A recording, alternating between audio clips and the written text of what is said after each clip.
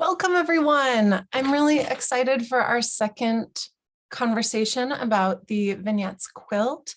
It has been so much fun to see everyone get started and be posting online. So our schedule for today that I have in mind is focused on some time for people to share what's been going on with their quilt, how it's going, and then we can transition into some question and answer. So like first just sharing where you don't really have a question necessarily. And then we'll do a little bit of questions. And then I also am excited to show everyone the Postmodern Principles of Art. They're linked in the quilt pattern. And I want to just screen share that website and share a little bit about the story of how I came to know about the postmodern principles of art. And then I would love to, and I haven't done it a whole lot before, it'll also depend how many people we have, but if there's interest, we could do some breakout rooms and have some more smaller conversations as an option if that appeals to everyone when we get there. So would anyone like to, and when you share, if you would like to do a screen share, like if you have a photo that you want to share, you can do that. You can also hold your quilt up or hold your block and I can spotlight you. So there are a few ways to share. But yeah, is there anyone who would like to share just an update of how it's going, of where you are with your blocks, how the pacing and the pattern and everything are feeling for you, both quilt pattern and also quilt along. Those are kind of two separate entities. I see Gwen. Unmute and share with us. Hello, Heidi. Hi, everyone. I'm Gwen. I'm in the UK. I'm feeling really guilty. So and my camera's moving. So I've just been super busy and I've not been able to do as much online as I had really wanted to. And I'm really quite bad about that, but I'm just trying to sort it out in my head. But what I have done is I've gone through all of the bits and pieces that I've pulled out, and I've labeled them as to which bits I think they're going to kind of cover. So just to talk about these two, you might have guessed I love this blue color. I wear it almost every day, so that's I'm not sure if it's representation or color at the moment. It's kind of a dual thing. And also this purple polka dot fabric. It just seems like over the last 10 years, if I've made anything like a little bag when I'm traveling, it's always been in this fabric. So I know that whatever that thing is, because it's this fabric, it's mine. So I've done that, and I guess just to share with people that I took Heidi's idea from your video, Heidi, about writing out all of the labels and attaching them to each vignette, and I found that really helpful. So if it helps other people, I put a link. I just did it on like a PDF, on an A4 PDF, so you can print it out if you want to save some time. It's in my bio. But yeah, I'm at the stage where I've got all of my bits and pieces labeled, and that's where I am. And these bits and pieces are like choosing the fabric, or there are some that are also pieced or found things. I'm just curious about that. So this is something that I'm going to piece. So this is a fabrics that I've been given years ago, and they're beautiful, and maybe this is something to to patch together, because all of these little animals have got faces and they're quite pretty. Oh yeah. And then I've also got things like, so for layering, this is something I did a while ago. So I'm just being efficient, economical, and I'm going to use it for this vignette. I like that. Well, thank you. Yeah, and I wouldn't feel too guilty. I feel like every day is a lot. It's nice to have a prompt for every day, but to actually keep up with that is a different thing. I feel like it can be one of the nicest priorities can be the community conversation part, to be able to try to go through and comment on the people who did manage to post that day, comment or like or see what they're up to is a really wonderful way to interact. And that's something that even people with like private accounts can do. And so hopefully that's a fun kind of like minimal goal to be able to do. But I look forward to seeing that. And I saw that you did have a lot of, that PDF looks lovely. And it looks like Kat shared that she was able to print that too. So it's really nice support. Do we have anyone else who can share how it's going? Naomi, did you find an accountability buddy? Kia ora, I'm here from New Zealand at 6 a.m. and I have a quilt and a cat on my lap. Yeah, I have had some lovely conversations with Angie and with Hex. Sorry, I'm trying to remember names in the first part of the morning is not my strong suit, and sometimes people don't have ends, and Satisha. So that's been really nice to just have some chats with people. For those of you that don't know or can't tell from my accent, I'm posting from Aotearoa, New Zealand. So I'm in the future coming to you live from Thursday morning. Yeah, so I'm an apparition. But I've really been really enjoying it. I've really loved the elements section. I feel like maybe for me the challenge will probably be a bit more in the principles section. I've sort of started to make some notes on the pattern as to what maybe would work for some of the principles, and how I might represent some of those. And I think there's so much intersection with the principles, whereas I feel like the elements are so much more clear that they feel like there's a lot more separation. But I've been having such a great time, really loving it, and really loving having like what feels like quite a gentle commitment of crafting each day. I'm normally a garment sewer, so I sort of normally sew in like 3 or 4 hour stretches. So making a vignette is really nice. Yeah, so thank you. Oh, that is wonderful to hear. I'm glad that you were able to connect with some people, and also really great to hear about the pacing. I think the prompts are so open-ended that you could imagine them each as being massive, and you could also imagine them as being as simple as just choosing that shade of blue fabric that Gwen has and leaving it at that. And that's nice that you're feeling like it's a manageable, you're choosing to bite the right size bite for each of those prompts. Do we have anyone else who can share about how things are going? Kira. All right. So it's going, I want to say kind of crappy, but it's not crappy. It's just that I've just been so busy. I haven't been able to keep up with everything, but so I'm going to be doing batch work this weekend, and I haven't even been able to keep up on Instagram. It's like you have that idea of like your ideal, right? You're like, oh, I'm going to embroider all this. I'm going to be all perfect and everything. And then the reality smacks you in the face. And it's like, okay, I really have to get my butt to bed and I have to whatever. So anyway, I am thoroughly enjoying it. And I am like in awe. I've been scrolling through a lot of the Instagram stuff on the hashtag, and I'm in awe of some of all of the work that's been happening. So yeah, I'm hopefully everything will be loosened up for me in my schedule next week. So yeah, I'm just really grateful for this opportunity to connect and to do this. And I'm going to finish this quilt. That's all I have to say. Yeah. Oh, you know what? That's wonderful too, because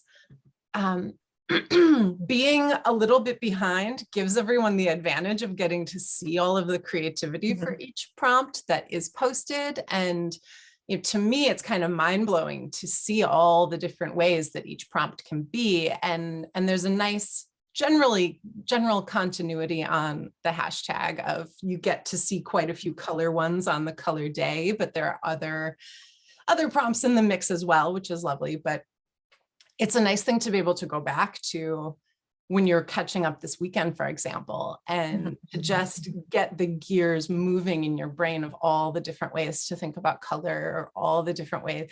Like space was one that I really loved, from the astronaut in outer space with so much negative space. And, there were so many ways to look at that one that I feel like, it makes me want to do the quilt I did before anyone else, and now this one during, and then another one after having observed all of the brilliant ideas that everybody else has had. So definitely enjoy the advantage that you now have of being a little bit behind and getting to watch Thanks. all I that will. information. Yeah. Sure. Naomi, I'm going to spotlight you. And make sure you unmute. Wait, there you go.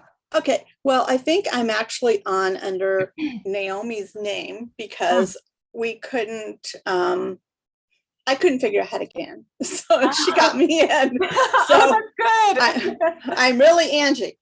Okay. I would have to say that going into it, because I started before we actually met the first time, and I got really frustrated because I couldn't quite figure out the principles really threw me. And so I finally said, you know what, the elements of art stuff, that's kind of how I naturally work anyway. I'm just going to do my thing, and if I do it wrong, I do it wrong. And so I kind of have done it backwards. I made all my stuff and then assigned it things. And I finished piecing my first one. It's ready to quilt. But I've started another one, and I'm doing it in order.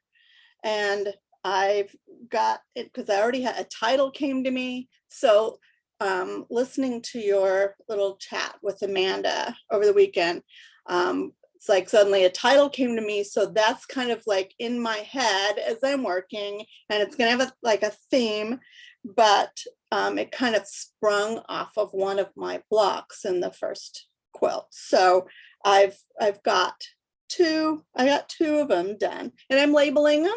So I've got, I got my line done, and I got, this is my form. And so I'm kind of, it's in my head, I'm writing things down. So this time around, I'm going to do it in order. But the principles really, I keep finding myself doing Google searches, trying to really understand, like, what does this mean? Some of them kind of make sense. I'm like juxtaposition. I'm like, oh, I'm familiar with that word. But some of the others, I'm like, I've never even heard of this. And I keep researching, and I keep pulling the papers out and reading them again. I'm like, and I finally am trying to take myself off the hook that it doesn't have to be every single thing a certain way, because that takes the fun out of it. Mm-hmm. And I'm like, I'm trying to do it because it's a learning process, and I'm really enjoying it. It's making me think, but I don't want to end up in a situation where I'm making myself crazy and not enjoying it. So that's kind of where I'm at. Oh, that's really good. Yeah, I find what's tricky is juxtaposition makes sense to me, but then there are so many that are similar to that. And so then really being able to understand the difference of, like, what makes recontextualization different is a big one. Right. For me, at least. Yeah.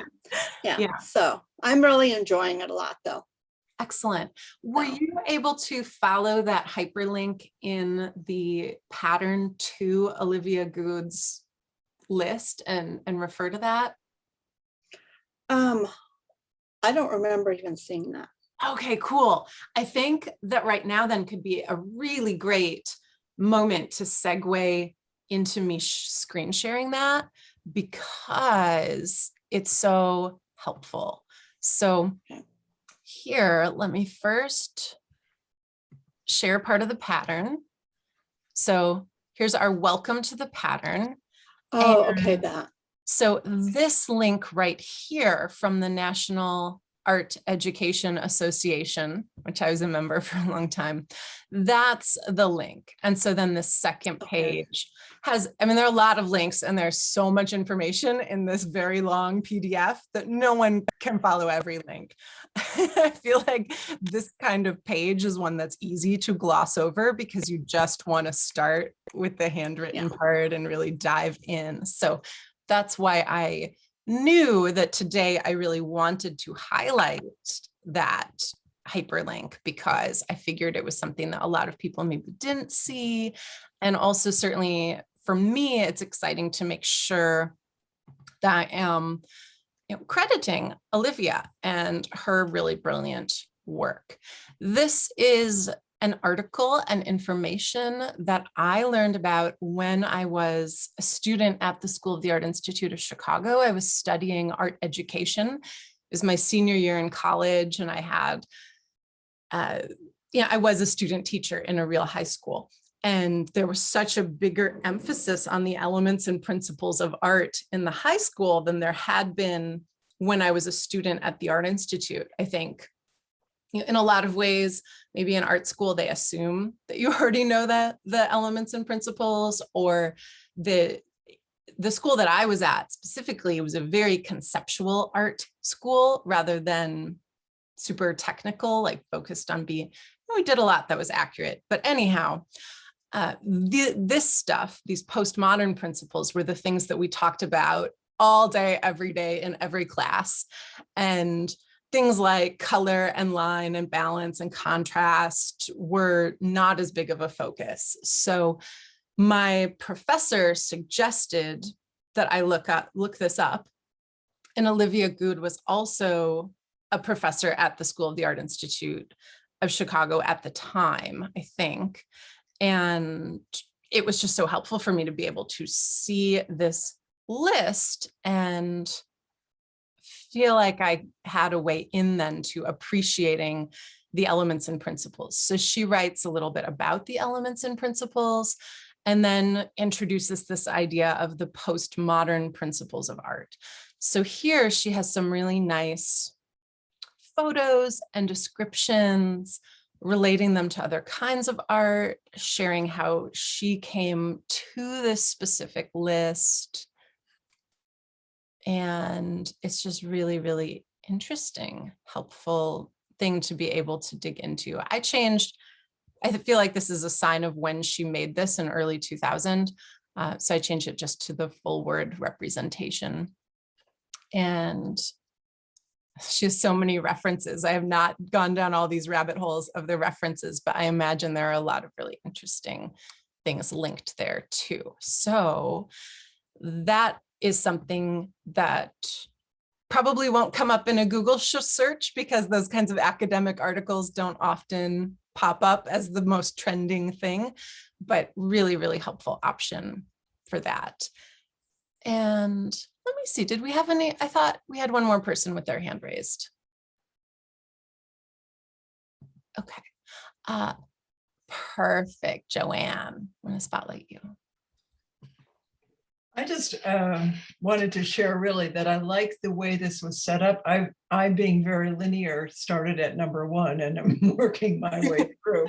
And I finished the elements the other day. So I haven't dived into the interesting stuff, I guess is what I would say.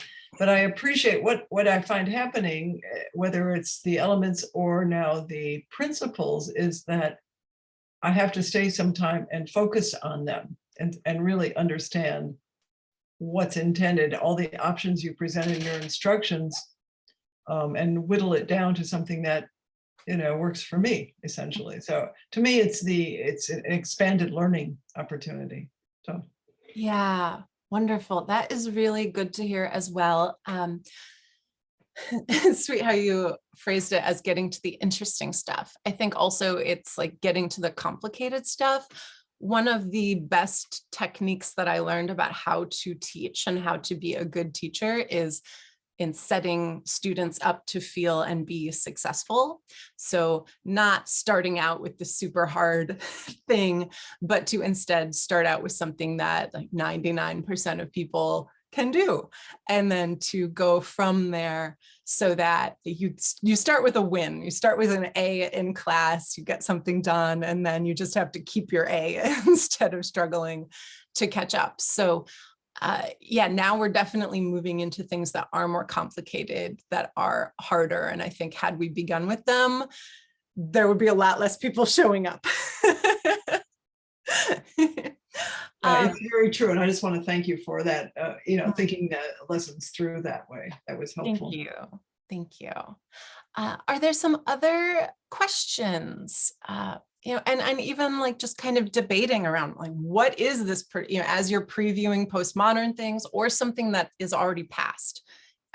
Certainly I kind of posed a lot of fun questions around, is this implied texture or real texture? And there's some debate. Like it's not, even that is not really an easy thing to figure out. So it could be any kind of a question would be exciting to discuss.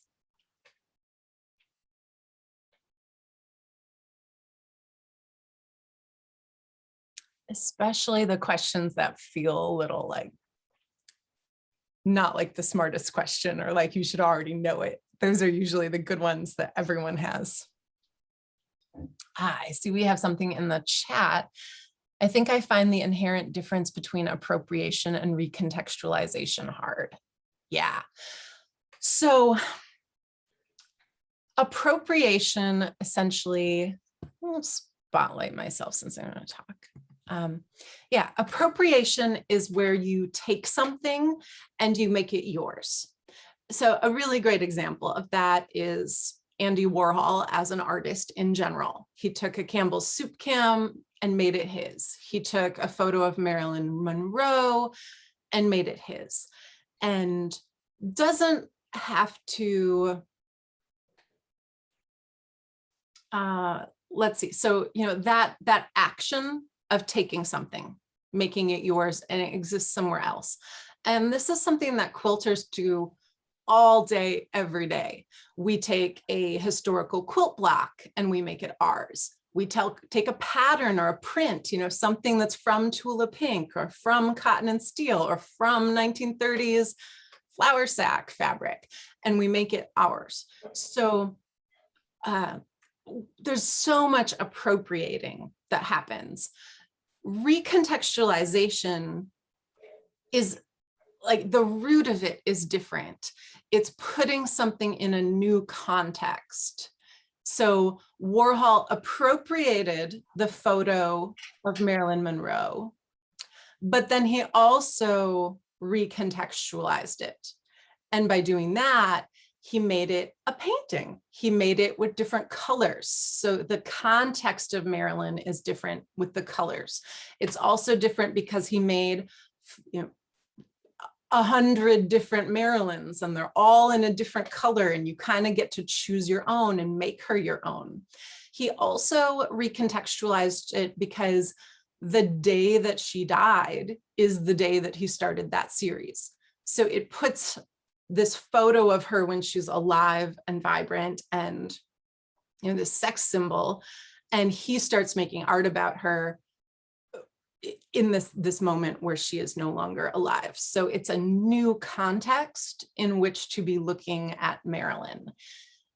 It means that a lot of our vignette blocks that we make are probably going to be both at the same time, but the root is different. He's both appropriating and taking something from someone else, and then he's putting it in a new context. It can be harder to find examples of things where someone has done one, but they haven't done the other.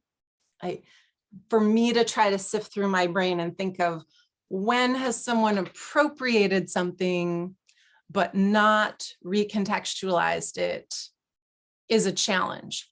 Even something like Duchamp's urinal, right? Where like it's just a urinal. Like you literally didn't paint it. It's a found object, and he's just said, here now it's art. So even that, he took someone else's urinal, and then he also put it in a new context of an art gallery. So it's not even like you have to do different colors. You have, they're both happening, but one element of what has happened is appropriation, and a different element, a different side of what has happened is the recontextualization. Kat, you've raised your hand, and I bet it is probably in connection. Yeah. I had something I was going to say. I think I've forgotten what it is, but yeah, but yeah. So it sounds like my question was really more about hybridity. Now I remember it. Okay. Related to those two things, like, because okay, so I have a specific example. Mm-hmm. Right. All right. So I have this quilt top that my mom started a while ago, which I love because it has no negative space. I'm a big fan of that. And so if I use this in my quilt, that's appropriation. Yes. Right? Like, even if I do nothing to it, if I just like Correct. stick it in there, it's appropriation. Mm-hmm. Okay. But because I'm trying to do like log cabin blocks, something log cabin block related from my vignettes, that's one of my challenges. If I like embroidered a little square in the center of each of these, so they kind of looked like a log cabin block, is that hybridity or is that something else? So one way that would make it hybridity is then you would be blending two different techniques, because the hybridity is like blending. So the best example that I know of is like fusion food, where Asian meets Mexican. And you have something that's this combination of two different kinds of food, and it's a hybrid. Or certainly we use that word hybrid a lot with a hybrid car, like where it is both gas and electric, and it's both of them at the same time. So hybridity is making something two things at once, and you would be making that quilt two things at once because it would be both pieced and applique, and it would be both yours and your mom's. Okay. Okay, thank you. That is helpful. Yeah. And then it's also appropriation because you've taken the thing from your mom. Right. And it's also appropriation because you are adding in the log cabin element. And it's also recontextualization because you have taken your mom's quilt and put it in a new context. So they get very blurry very quickly because it's all of those things. But what it's pushing you more into that realm of contemporary art. Okay, yeah. Than you would be if you just followed a pattern, appropriated a pattern and used appropriated fabrics and made it your version of a quilt. Like that might not be hybridity as much. That might not be as much of a recontextualization. Like you've kind of done everything in exactly the way that you're supposed to. Mm-hmm. So this aspect of appliquing your squares gives you lots of postmodern things that you're suddenly doing that you weren't doing before. Okay. Yeah. Thank you. Wow. And so I could like check off a lot of boxes. No, I'm kidding. You could. Not a box to check. But that's why adding that little pin and naming it is really helpful. I remember this June when I was teaching this class in person at the Wisconsin Museum of Quilts and Fiber Art. And I put my quilt out on a table and everyone in class was looking at the quilt. And we would go through each element one at a time. And I would say, like, who can find my line block? And there's like, each person had a different guess of which one was line. And they were all perfectly reasonable guesses. But then it was interesting to see for me, which one, the line prompt inspired me to add which of those blocks. So I think that that's part of what's fun about the pattern and what is mind expanding about the vocabulary is when you're nimble enough with all of the elements and postmodern principles that you can start to see and understand how you could defend a lot of them as being the block. And that's such an art thing, is you go to class and you have your critique, and it doesn't really matter what you did. It matters if you can defend what you did as fitting the assignment and being able to have those words to back up what you're talking about. That's just like my literature training, so that's going to totally work. That's awesome. All right, do we have any more? How do I want to kind of remove all the spotlights? There we go, back to gallery. So any questions that, hi Diane.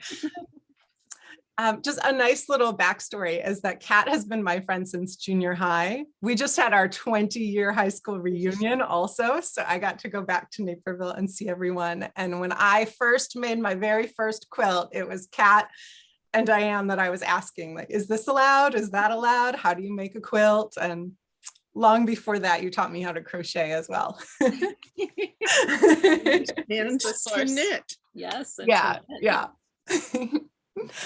I started the fiberness. Definitely. When I first started knitting and I was twisting every stitch, she was like, that's a thing. It has a name, but you're not doing what you think you're doing. Okay, so if there are some follow-up questions to either the idea of appropriation and recontextualization, or a follow-up question about hybridity that we were just sharing, those would be well-timed just while we're in the same headspace. Otherwise, I see that there are a few new questions in the chat. If you wanted to just verbalize them instead of saying them, you can. Otherwise, I can read them. Okay. Oh, I wish I could thumbs up a comment in Zoom. That's so sweet, Anne. And what Anne had said, or what Kat had said, her thumbs up comment was, oh, it goes back and back. You guys are really chatting. That's awesome. Okay. I don't want to do too much reading chats, but here I see right at the end, there's a request to speak to gazing. Yes. So I feel like gazing and hybridity are the two that I saved for the very end. They were particular, or no, also representation. I really struggled with picking something for that because it felt like anything could be that one. So let's get into gazing, and I'm gonna share Olivia's words as a good starting point for gazing.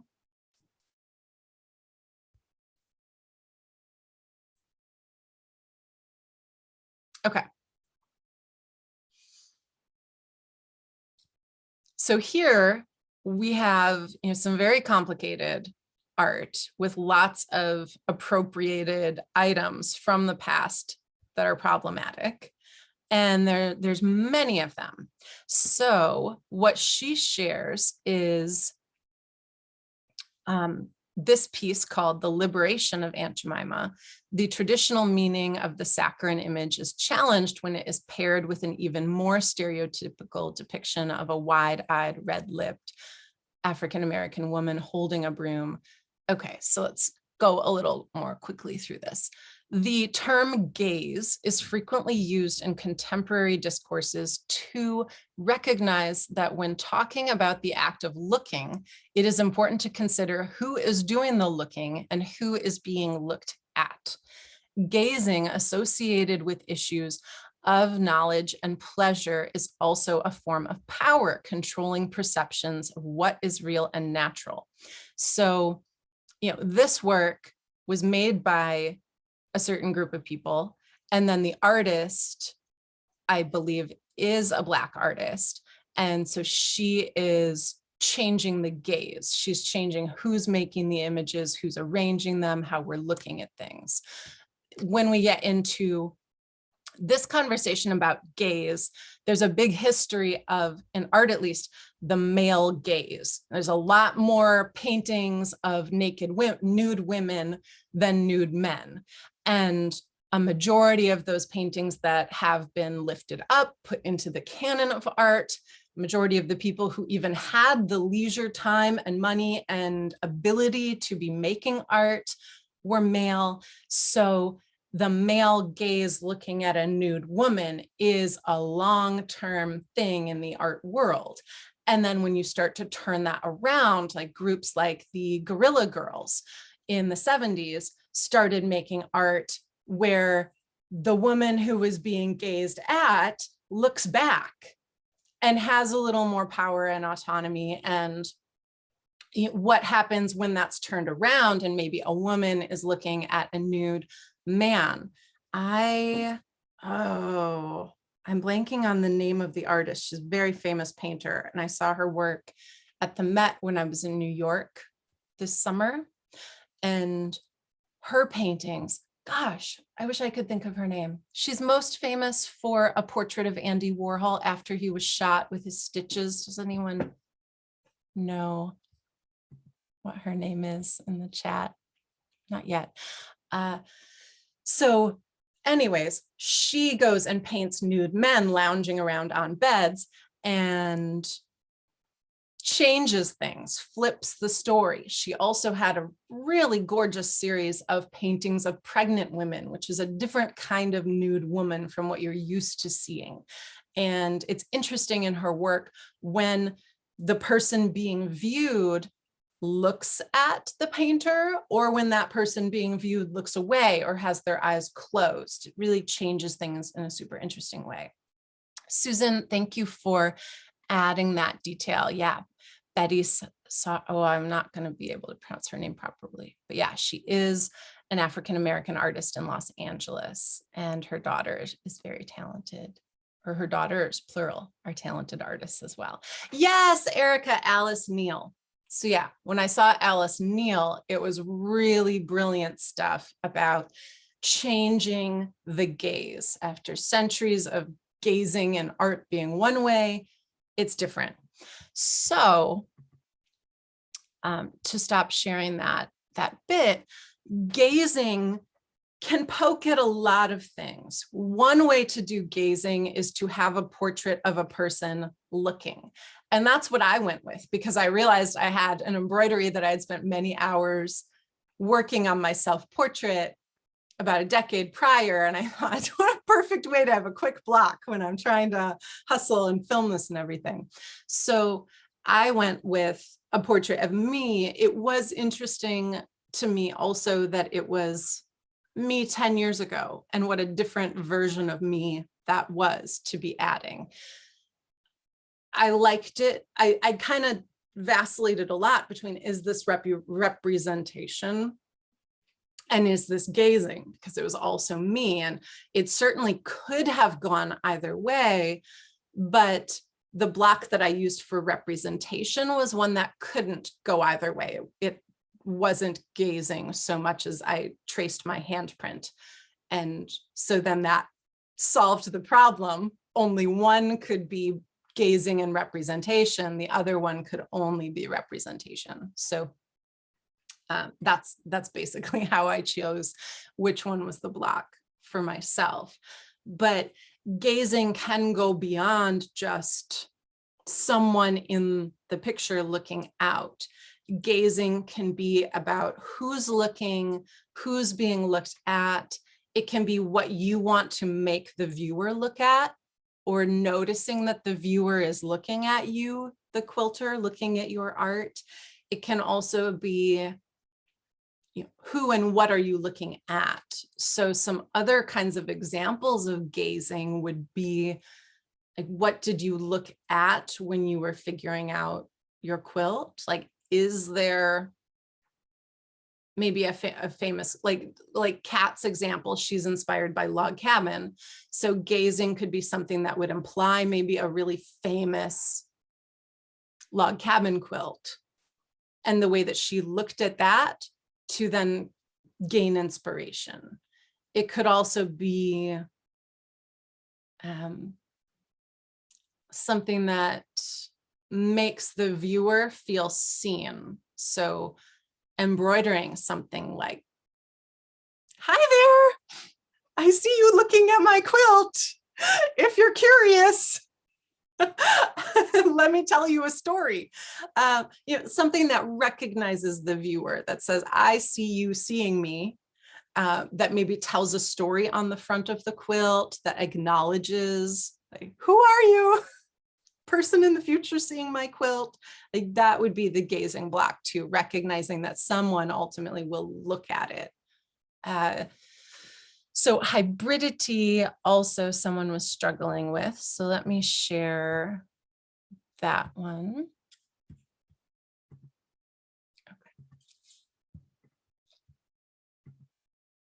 Okay, so here, this is the work for hybridity. It looks amazing already.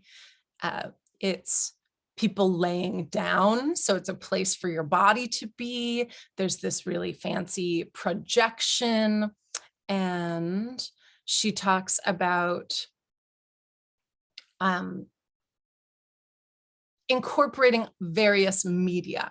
So hybridity could be that when you ultimately display the work, you shine a projector on it. Like maybe you film yourself quilting for an hour, and then you have the projection of yourself quilting on the surface of the quilt. And that's your hybridity vignette, is like this extra technology thing you've added. Maybe you put a battery pack in your quilt and you have little lights. So like you can turn on that part of the quilt and it would light up and be high tech. It could also be, as I shared before, this idea of cultural blending, like with, both Asian and Mexican food being blended together culturally. It can also be,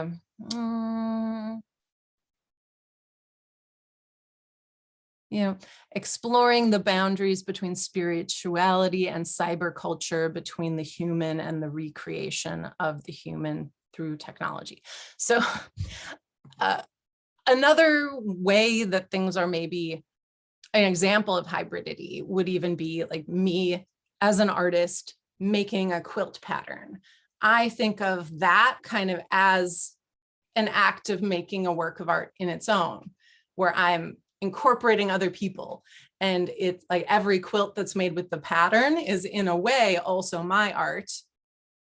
And that it is stretching beyond just here's one physical object. I'm using technology, I'm connecting to other people, that there's that kind of, it could also be layering, but blending, both technology blending and different ways of sewing. So for example, like the example with Cat, where you're doing both applique and piecing would be hybridity. If you're doing both a traditional quilt block, but then you're adding something onto it. An example that's really easy for me to think of for that would be my friend Luke Haynes. He has some quilts that are log cabin quilts, but then he has on the top of it appliqued a portrait of his face, or appliqued a portrait of a famous painting. I think there's a painting by Whistler, the girl sitting in the field. Someone, I don't remember the title of that one either, but he has several famous paintings that he has recreated with a photo of a friend of his, and he's put it on top of the log cabin. Like that's a really strong example of hybridity, where he's blending both a famous painting, a traditional quilt block, applique, and that thing that makes it his and not someone else's version. Okay. Seems to me like, I think some of these are hard because they happen in quilting all the time. Yes. So it's like, it's hard to figure out what it is because you're probably already doing it and don't know. Yeah. Accurate. Okay. Because I'm sitting here, I'm like, I do hybridity all the time. Like all the time. Yes. Like, two blocks of a quilt and you make something new with that is like very common in quilting, right? Yes. Okay. Thank you. Yeah, thank you for sharing that, because that really is, I think, part of what's confusing, and then also part of what can be really empowering for quilters to be aware that they are doing that kind of thing all the time. Like, it's hard to make a quilt without appropriating, and it's hard to make a quilt without doing some of those other aspects from the postmodern principles of art, but it's nice to know. I know certainly with the Modern Quilt Guild, maybe 4 years ago, there was a big debacle about the word derivative. Anyone remember that? Okay. In the Modern Quilt Guild, they changed some of the rules where if you had work that was derivative, you had to explain that in your artist statement. And previously you could have a quilt that was, of course, inspired by another quilt because that's so much a part of how people make quilts. And they didn't say that you couldn't submit a quilt like that anymore, but they did say that you have to acknowledge that you've done that. And quilters really didn't understand, like, there was this disconnect between the quilt world and the art world, and this idea that if you're appropriating something, you should name it and give credit, compared to like just feeling like it's yours, the same way, or kind of similar to the quilter is the person who pieced the quilt, but then you can send it out to a long armer to quilt the quilt. And then you don't have to have that person's name necessarily on your artist statement, or like you don't have, in quilts for a long time, you didn't have to sign anybody's name on the quilt, but then you also didn't have to really give as much credit, which also happens in the art world. There are art assistants all the time. I first got introduced and inspired to be an artist because I was an assistant to a ceramic artist for 7 years. And so I would make something start to finish, but she would sign her name on it. And that was the agreed upon way that we were doing things. And it was really worked out well for both of us. It's something that Leonardo da Vinci and Michelangelo started that way too. They were apprentices and they would make something, and then the painter would claim, sign their name and say it's theirs. And it's a long-standing tradition, but the way that both of those things are done in the art world and in the quilt world are different. And so a quilter hearing about appropriation in the art world would be, oh, you did what? And then an artist would hear about the way that quilters do things and be, oh, what? If someone else made the pattern, is it really yours? That you probably were just following someone's pattern. And so a quilter, a painter might think, well, that's just a paint by number. Like all the lines were filled out and you just chose which color to put in, and it's like not really yours. Why are you saying it's yours? So there's so much kind of back and forth between those two worlds, not understanding each other. And I think it's very empowering and exciting to be able to know that what word the art world would connect to these things that quilters do all the time, because then you're more aware of what you're doing and how other people are perceiving what you're doing. So Kat, thank you for sharing that little bit about how a lot of these things quilters do all the time, and we just don't name them in this way that they're named in the art world. There was one more, I think, that in the chat, someone had a question about. Maggie says, I have a traditional batik block, so that is another artist's work, maybe that I can use for hybridity. Yes, there are a lot of these that you can, like, they're not just appropriation and recontextualization. Hybridity would definitely, ooh, and let me spotlight this print for, yeah. And that is, we can't hear you yet. If you wanted to unmute, you could. So maybe, I mean, it seems like this is even a signature right there, possibly. It's a piece that I pulled out and I definitely wanted to use. And now that we're talking about hybridity, I think maybe I can make a case for it. Yeah, I think so. Yeah, it's, the mere act of blending that into the larger quilt is part of it as well. I'm just going to go back to the gallery view. So that was one of the points that I tried to make about recontextualization as well. You don't have to necessarily within that vignette have the thing and put it in a new context. You could just say, I'm taking this thing, and by adding it to my vignettes quilt, it's being recontextualized. So for example, if I had a fabric shopping bag, maybe not a canvas one, because that wouldn't be super pleasant to sew through, but if I had a lightweight fabric shopping bag, I could grab that and I could put my little pin that says recontextualization on it. And then when I sew it into the larger quilt, that's the moment when it is fully recontextualized. It goes from being a bag to being a quilt.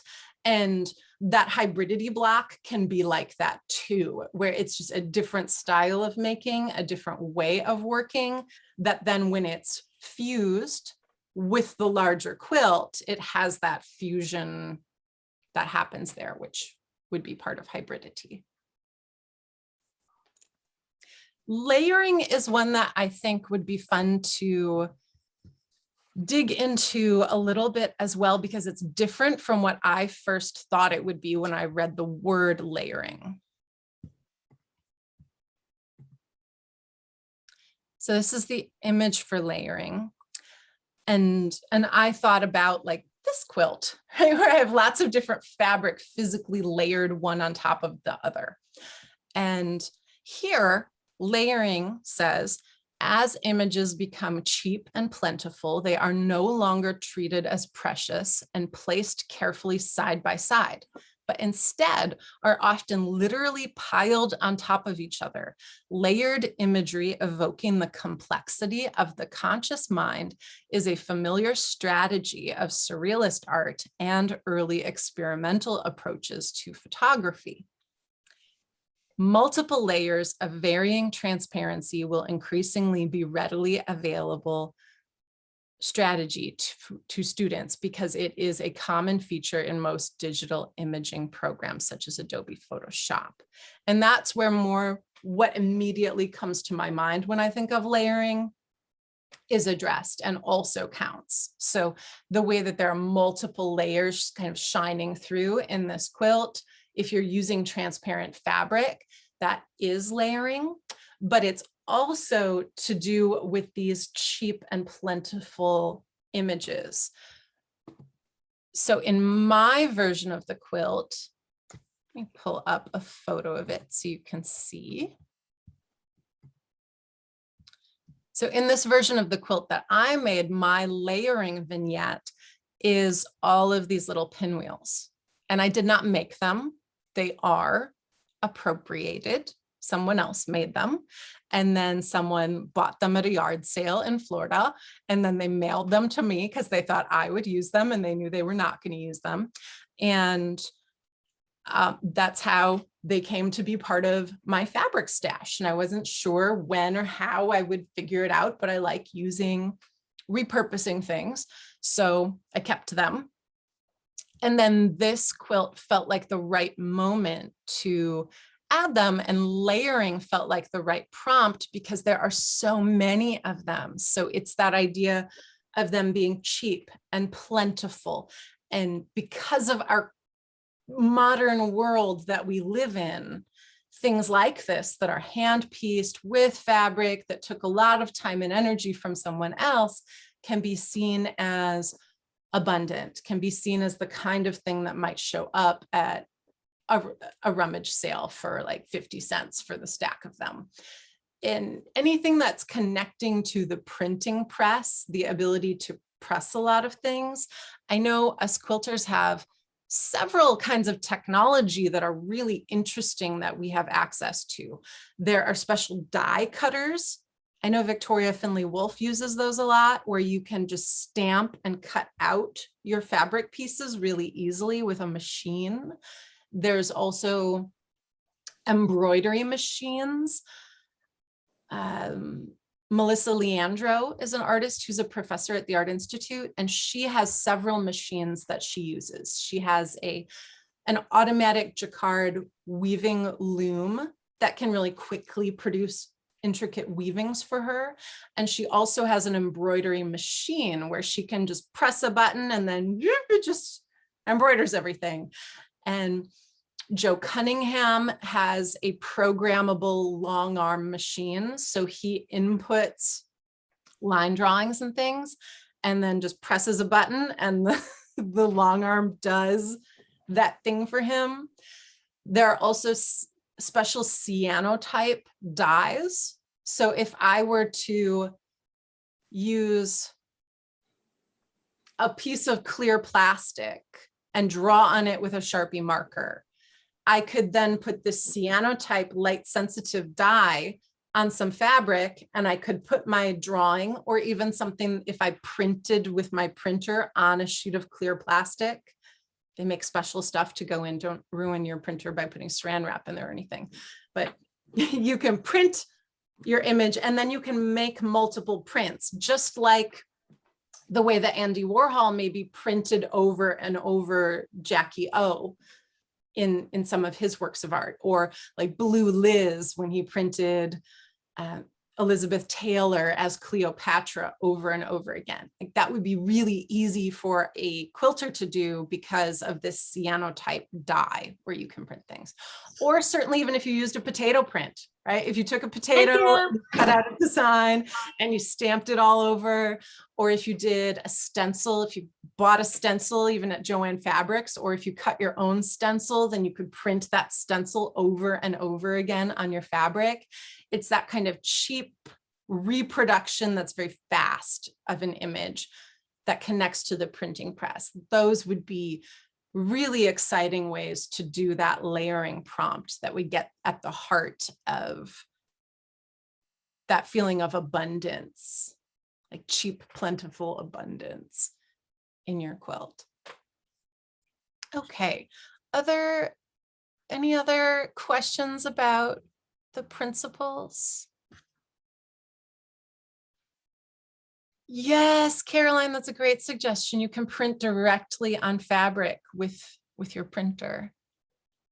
Or like Spoonflower would be another way where you upload an image from your computer and then it prints out on Spoonflower for $17 a yard. You can have your very own Marilyn over and over. Like you can appropriate Andy Warhol's appropriated version of Marilyn and you can have that printed on your own. So yeah, there are a lot of ways to get at that one. Cool. There are no pressing questions then, it seems like, for other postmodern principles. Would you guys like to do, we can stop recording for the YouTube version. Would you guys want to do a breakout room or want to kind of have a more organic conversation, or are you feeling sort of satisfied? Okay, so anyone who's feeling satisfied can head out. And then anyone who would like, what size breakout room are we thinking? Do you want to be paired up with just one person or 3 people or 4 people?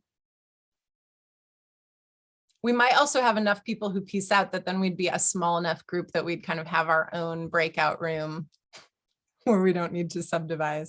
But thank you, everyone. Thank you so much for being here. I'm excited to see how things progress on your quilts. Bye, Susan. Thank you.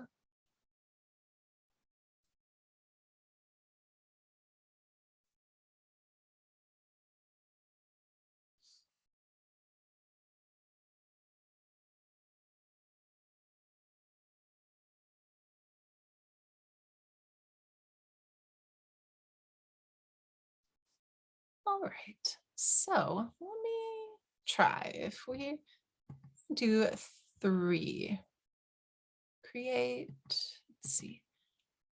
I'm gonna make 3 rooms and I'm going to assign automatically. And I'm gonna open the rooms.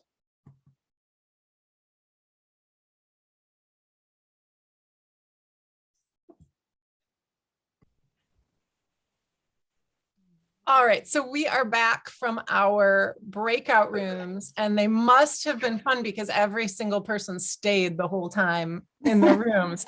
Tell me what happened. I can't join, so I've just been here alone. Aww. What's the recap? You guys had a lot of privacy. It's just so great to see people like the Instagram things.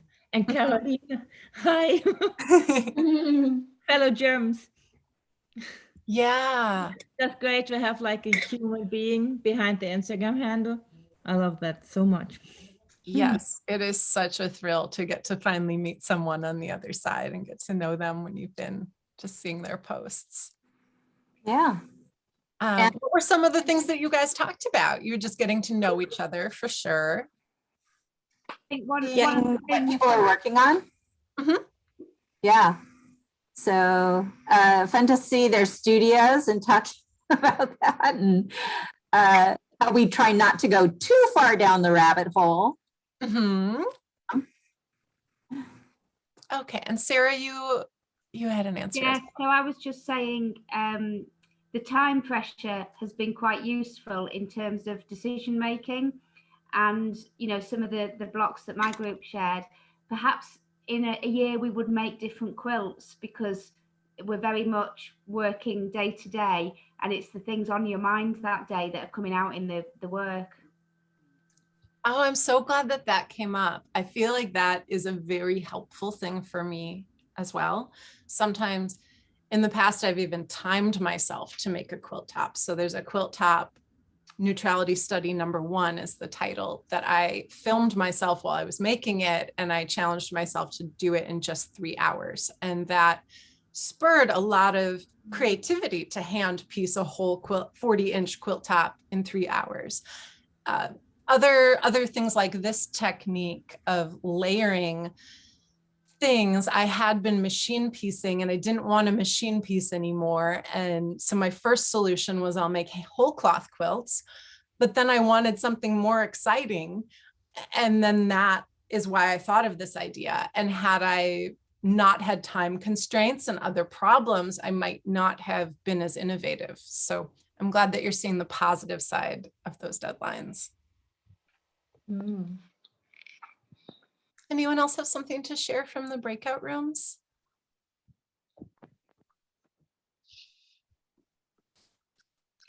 Sam, I see you. Yay. We were talking about, or Caroline and I were talking about how the laying out for piecing, because we've both done ours and we're now, I'm nearly finished my piecing, but I got to the point where I'd looked at it so many times and done so many variations. I just went for it. Yeah. Because I was just like, oh, there are a few blocks that I had that obviously had to go in certain places just because of the direction and things. But the rest of them, I was just like, oh, this is just mind blasting. And so I just want to get it done.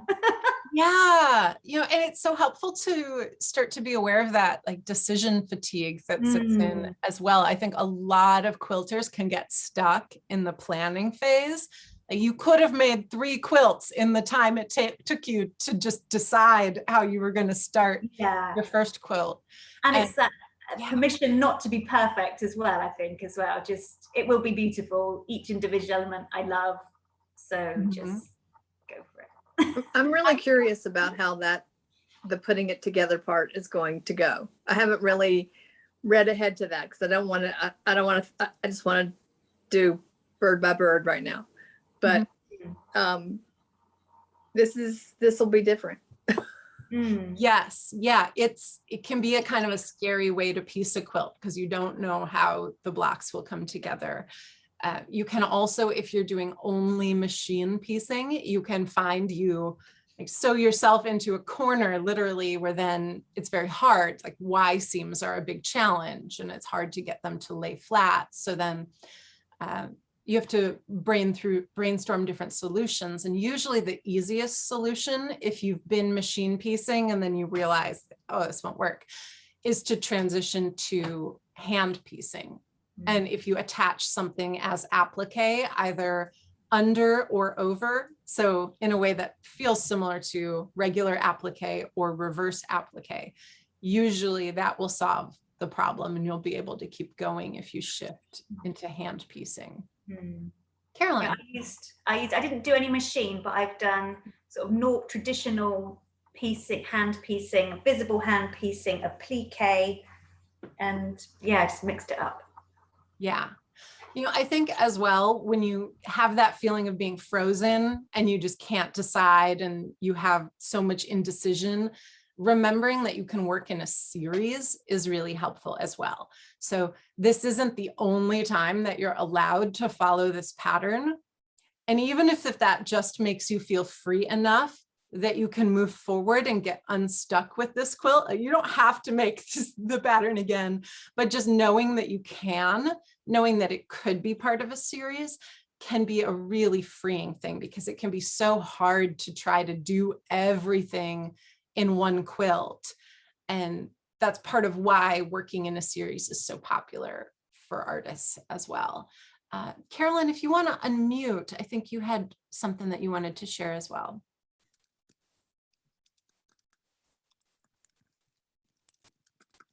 I don't think it's letting you unmute.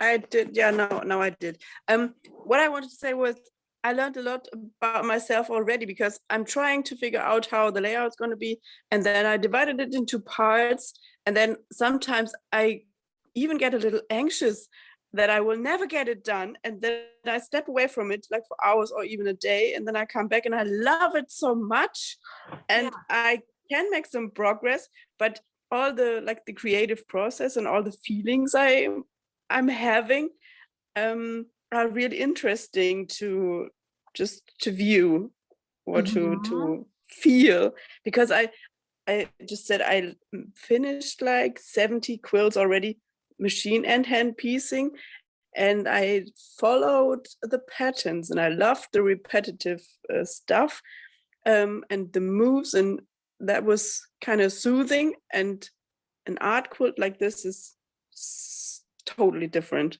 and it's more exhausting, and I'm using totally different areas of my brain. Yes. But I'm seeing the end of the tunnel, and I'm gonna love my quilt. I'm sure. Yeah. Oh, it's been so fun to see you go live with your quilt as well. Usually it's in German and I can't understand, but it's fun to kind of, you can fast forward through a live. So it's been nice for me to sort of scrub forward and see like how the stuff you're showing changes. So that's just such a generous thing that you're sharing about it live. And I know there's a prompt coming up. I think it's not next weekend, but the weekend after, that's encouraging everybody to go live and share quilting. And so I think maybe I even was inspired, because I think you went live before the Quilt-Along began, and so you're live. Just because it was on my design wall, I had to speak about it, because everybody sees it, and it was not meant to be all about this, but I loved speaking about it. And in 2 weeks, then count me in, I'll be live again. Awesome. Getting used to it. Yeah, I find especially when I'm quilting, that does let me tap into that part of my brain that gets to just be in sort of an autopilot mode, where I'm just trusting my hands and I don't have to decide, and then 5 minutes later decide something again and have that kind of exhaustion of deciding things. So it's a really nice, for me at least, balance between those two mental states. And I generally spend more time quilting a quilt than I spend piecing the quilt. And that also can be, or maybe that's not as true as much now that I do more hand piecing, but I'm able to break even the piecing part up into that really mentally active side, and then the just doing the work of it side. For example, for my gazing vignette this time around, I'm embroidering lots of eyeballs on a piece of fabric. And once I decided that I was going to do that, I can just watch some marathon TV. I need to catch up on watching the recording of Quilters Take a Moment from the Quilt Alliance. So I'm hoping to do a lot of embroidered eyeballs while I'm watching that. And then you don't have to have that kind of constant decision making that can be tiring. So if there's a way, even while you're in this piecing phase, to access that part of you that loves to just know what you're doing and follow the steps, there should be some creative ways to get to that place, even in these earlier phases. But it'll be very Can also be interesting in the next days or weeks to see how people hand quilt and the different hand quilting techniques. I'm curious to see how people do it. Because I do it differently than you do, and I know like 3 techniques, but I only like 2. So and I would love to see like some machine quilting as well, like maybe something that's a hybrid of machine and hand quilting. Oh, mine will be. Yeah, I'll be so excited to see that. I have a quilt that I made collaboratively with Luke, and I hand quilted in some areas, and then he strapped it onto his long arm and he just long arm quilted everywhere that I didn't hand quilt. It's such a fun looking quilt and a really, really great example of hybridity. I can do hybridity for 3 machines. I have a long arm and then a domestic, and I can also use the walking foot, and then I love to hand quilt. Yes, the quilting prompt also encourages you to choose an element or a principle or a postmodern principle or 2 to have in mind while you do the quilting. So I chose unity. I felt like it was maybe an obvious choice, but for me, it was just what I wanted to do. But I feel so curious about the person who chooses the obsessive quilting option or the economy quilting. Would that make it a tie quilt because it's the fastest way to quilt and you want to, you know, economy is such a great postmodern principle. We didn't talk about it today, but it's. And then tacking. Yeah. Tacking is the fastest, tacking with machine. Oh, that would be so interesting. Yeah. So depending on the different choices people make, but I can definitely see you choosing hybridity as at least one of your guiding postmodern principles for the quilting phase. I think that's going to create a lot of just excitement as we get to watch the quilting unfold. And certainly no one has to be done quilting by the full moon when the quilt-along ends. But as we stay in touch with the hashtag for the month after the quilt-along, I think that's going to be super exciting to stay engaged and continue to post and share about how quilting is going, and maybe do more lives where we quilt along live together. And can I just make a screenshot because my cushion cover fits your outfit. I'm gonna post this. Okay, thank you. Yeah, thank you. Any other things to share before we head out?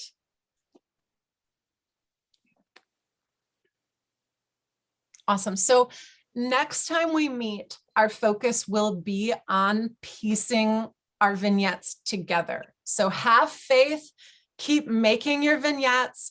Don't worry too hard about how they'll go together, about how you'll blend hand piecing and machine piecing to solve problems. We are going to talk about that aspect in particular next time we get together, of how do they come together. I also, in that video workshop that I made for the quilt pattern, I show a lot of how I do that in that workshop. So if that appeals to you, that's an option to buy that on my website, but we will also get into that a little bit. And certainly some of my posts on Instagram will connect to that as well. And I have, if you go back to that white quilt that I was making out of scraps, I showed a pretty good preview of how I deal with that vignette style piecing with a reel that I did a while ago. And then I recently did that reel where I was showing how to do trapunto. So there will be some supportive reels around the subject of vignettes piecing that I think will be helpful as we get to that step together as well. So don't worry. Can you remind us? Yeah. remind us of the date of that next one? Oh, what a smart, that's so smart. Let's see. I know.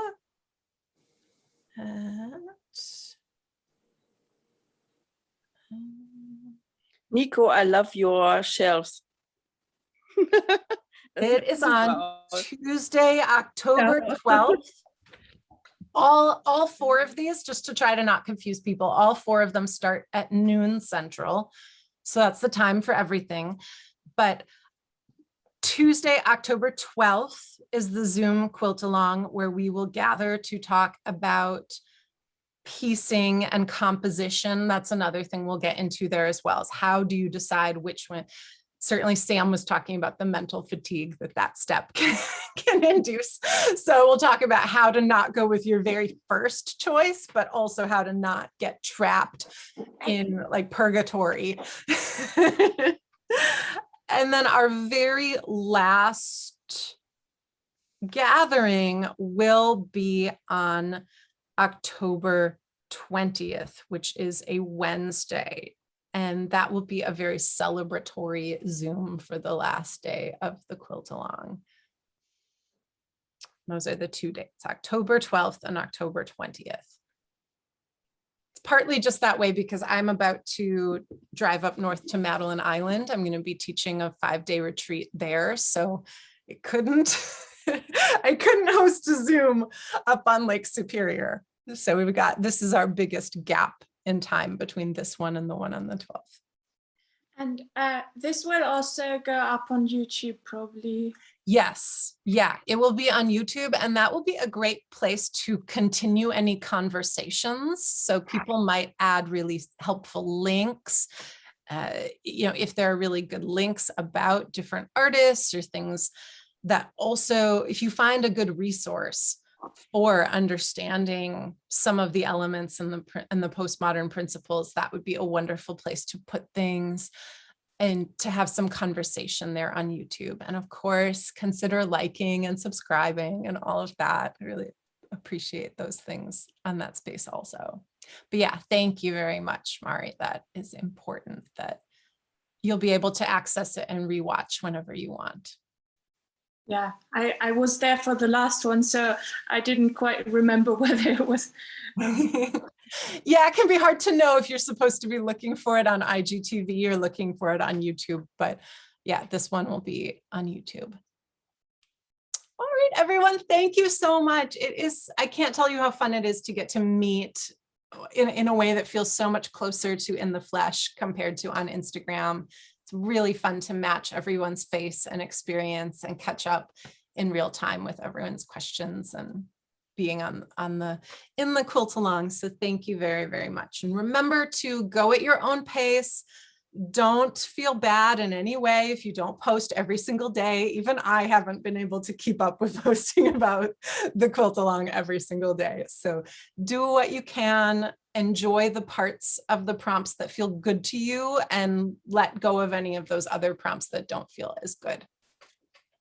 All right, thank you. Bye-bye.